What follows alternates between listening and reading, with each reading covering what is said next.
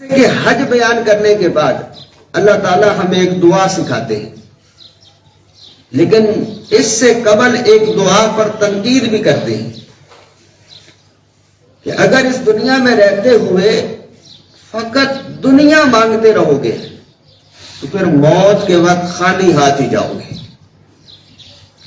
اس لیے اللہ تعالیٰ سے دین اور دنیا دونوں مانگا کرو۔ فرمایا ربنا آتنا فی الدنیا حسنۃ وفی الآخرۃ حسنۃ وقنا عذاب النار، اے ہمارے پروردگار ہمیں اس دنیا اور آخرت میں بھلائی عطا فرما اور دوزخ کے عذاب سے محفوظ فرما۔ نبی رحمت صلی اللہ علیہ وسلم نے ایک شخص کو دیکھا بالکل سوکھ کے کانٹا ہو چکا ہے، رنگ زرد ہو گیا۔ تو وہ ابو نے فرمایا کیا کرتے ہو؟ عرض کی یا رسول اللہ میں نے ایک دعا کی تھی، مولا جو آزمائش دینی ہے نا مجھے اس دنیا میں دے لے، آخرت میں مجھے آزمائشوں سے بچا لینا۔ تو محبوب نے فرمایا تجھے ایسا نہیں کہنا چاہیے تھا، تو یوں کہتا مولا مجھے دنیا میں بھی بھلائی عطا کر، آخرت میں بھی بھلائی عطا کر۔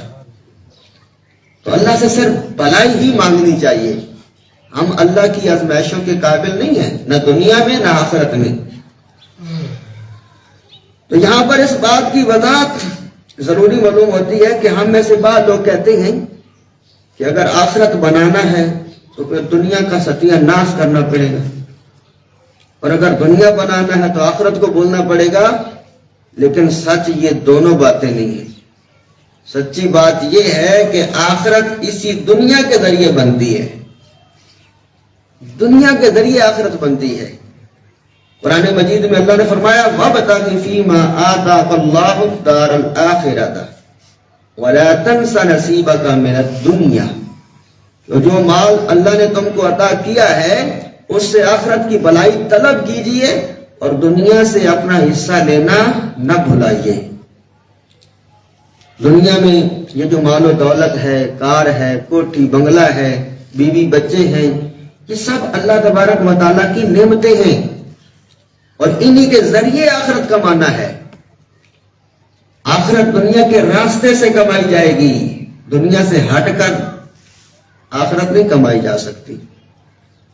یہ مفروضہ بہت بڑا دھوکہ ہے کہ آخرت حاصل کرنے کے لیے دنیا چھوڑ دیں، اور اگر ایسا کرتے ہیں تو گویا اپنا ہم ہتھیار ہی چھوڑ دیتے، کیونکہ آخرت حاصل کرنا ہے دنیا کے ذریعے۔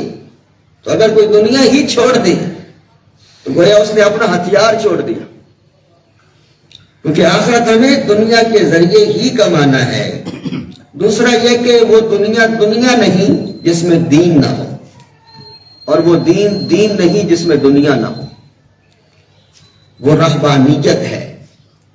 یہ عیسائیت کے اندر رہبانیت کا معاملہ ہے کہ وہ سب کو چھوڑ کر الگ تھلگ ہو جاتے ہیں، نہ شادیاں کرتے ہیں نہ کاروبار کرتے ہیں، وہ جا کر اپنے چرچوں میں بیٹھ جاتے ہیں۔ رہبانیت اسلام میں رہبانیت نہیں ہے، اسلام میں زہد ہے کہ تم دنیا میں رہو، دنیا سے خوب نفع حاصل کرو، لیکن جب اللہ کے سامنے جھکنے کا وقت آ جائے تو پھر اللہ کو بھی نہیں بھولنا۔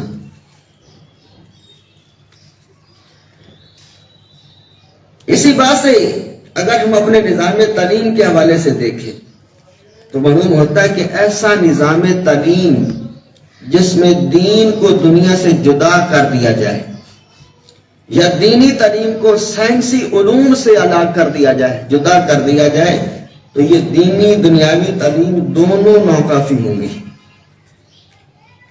اس لیے دینی تعلیم میں اگر جدید علوم کے مسائل شامل نہ ہوں تو اجتہاد ممکن نہ رہے گا، اور دنیاوی تعلیم میں اگر دین نہ ہوگا تو انسان اچھا انسان نہ بن سکے گا۔ آپ اگر چاہتے ہیں کہ آپ کی اولاد ڈاکٹر بنے، انجینئر بنے، ٹیکنوکریٹ، بیوروکریٹ، سیاستدان، تو آپ تمام خواہشات یہ قابل احترام ہیں، لیکن اس سے پہلے اپنے اولاد کو اچھا انسان اور صحیح مسلمان بنانا یہ ضروری ہے۔ اس مقصد کے لیے آپ کو دین دنیا کی دونوں تعلیموں کو اکٹھا کرنا پڑے گا۔ جو سمجھتے ہیں نا صرف دین پڑھ لینا کافی ہے، وہ بھی غلط ہے، اور جو فقط دنیا ہی کو کافی سمجھتے ہیں تو وہ بھی غلط ہے۔ اس لیے کہ جو فقط دنیا پڑھ لیتا ہے اس کو مسائل کا پتہ ہوتا ہے لیکن اس کے پاس مسائل کا حل نہیں ہوتا، اور جو دین پڑھ لیتا ہے دنیا نہیں پڑھتا، اس کے پاس حل ہوتا ہے لیکن اسے مسائل کا ادراک نہیں ہوتا، اسے مسائل کا پتہ نہیں ہوتا کہ دنیا کے مسائل کیا ہیں۔ حل ہوتا ہے، ہر عالم کے پاس ہر مسئلے کا حل ہے، لیکن اس کے پاس مسائل کا ادراک ہی نہیں ہے، اس کو پتہ ہی نہیں عالمی سطح پر اس وقت ہمیں کیا کیا چیلنجز درپیش ہیں، کیا کیا معاملات ان سے ہمارا واسطہ پڑ چکا ہے۔ تو اگر وہ دین اور دنیا دونوں پڑھتا تو اسے مسائل کا ادراک بھی ہوتا، حل تو اللہ نے اس کو پہلے عطا کر رکھا ہے، اور اس کو مسائل کا ادراک ہے، اس نے دین نہیں پڑھا، اس کے پاس حل نہیں ہے۔ تو جب ہم دونوں کو اکٹھا کریں گے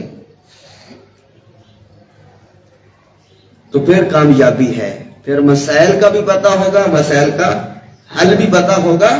اس لیے اللہ تبارک و تعالیٰ نے فرمایا ربنا آتنا فی الدنیا حسنۃ وفی الآخرۃ حسنہ، اے ہمارے پروردگار ہمیں دنیا میں بھلائی عطا فرما اور آخرت میں بھی بھلائی عطا فرما۔